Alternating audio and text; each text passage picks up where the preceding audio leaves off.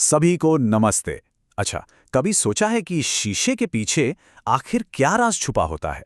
आज हम सब मिलकर रोशनी और परछाई की इस दिलचस्प दुनिया के सारे रहस्य सुलझाने वाले हैं। एक बहुत ही मजेदार सफर होने वाला है, तो तैयार हो जाइए। तो देखिए, हमारा ये सफर 5 बहुत ही मजेदार पड़ाव में बटा हुआ है। सबसे पहले हम रोशनी के सबसे बड़े राज को समझेंगे, फिर उन शीशों के बारे में जानेंगे जो हम रोज इस्तेमाल करते हैं। इसके बाद घुमावदार शीशों की दुनिया में चलेंगे, एक एग्जाम में आने वाले सवाल को सुलझाएंगे और आखिर में एक सुपर फास्ट रिवीजन करेंगे। तैयार हैं सब? तो चलिए शुरू करते हैं। चलिए, शुरुआत करने के लिए मेरे पास एक छोटी सी पहेली है और मजे की बात यह है कि इसका जवाब अभी इसी वक्त हम सबके किचन में मौजूद है। पता है ऐसा क्यों होता है? ये एक बहुत ही आसान से सिद्धांत की वजह से होता है जो हर तरह के शीशे पर काम करता है। चलिए पता लगाते हैं कि वो सिद्धांत आखिर है क्या। तो सबसे जरूरी बात यह है, रोशनी जो है ना, वो एक छोटी सी गेंद की तरह काम करती है। जब वो किसी भी चीज से टकराती है तो बस वो उछलकर वापस आ जाती है। इसी को कहते हैं परावर्तन। और सबसे दिलचस्प बात जानते हैं क्या है? जिस सतह पर ये रोशनी की गेंद टकराती है ना, वो सतह ही पूरे खेल को बदल देती है। तो एक शीशा समझ लीजिए एक एकदम चिकने पॉलिश किए हुए फर्श जैसा है। जब रोशनी इस पर टकराती है तो वो बहुत ही कायदे से एक ही दिशा में उछलती है और बस इसीलिए हमें एक साफ तस्वीर दिखती है। यही है वो बड़ा राज, एक परफेक्ट बाउंस।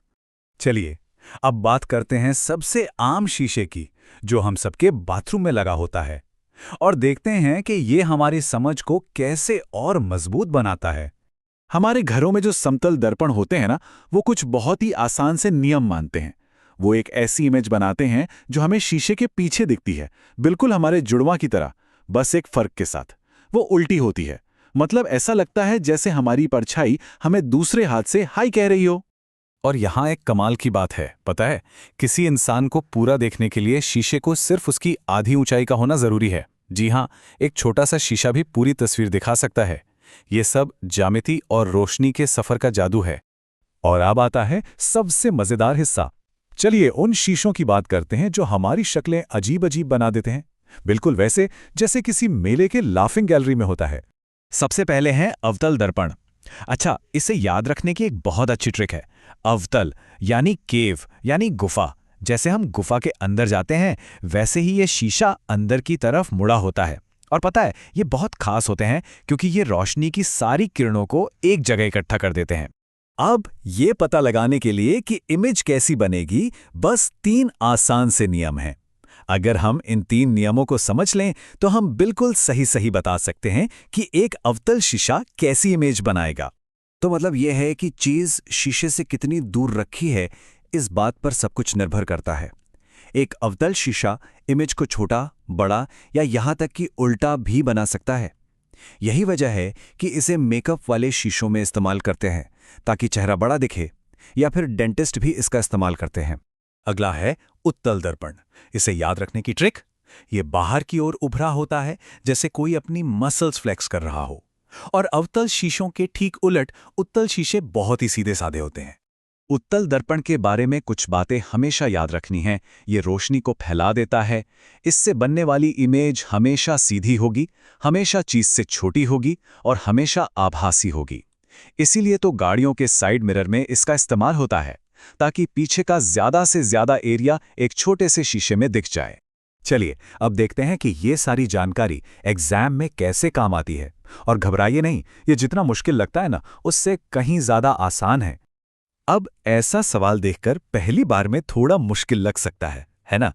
लेकिन अगर हम इसे छोटे छोटे हिस्सों में तोड़ें तो ये बहुत आराम से सॉल्व हो जाएगा। देखा, बस कीवर्ड्स को पहचानना है, जैसे अवतल दर्पण और चीज की जगह। फिर उस एक खास नियम को याद करना है और जवाब अपने आप सामने आ जाता है। और ये रही एक प्रो टिप। अवतल दर्पण के मामले में बस एक ही ऐसी सिचुएशन है जब इमेज सीधी और आभासी बनती है, जब चीज बहुत पास रखी हो। इस एक बात को याद रखिए और एग्जाम के कई सवाल चुटकियों में हल हो जाएंगे।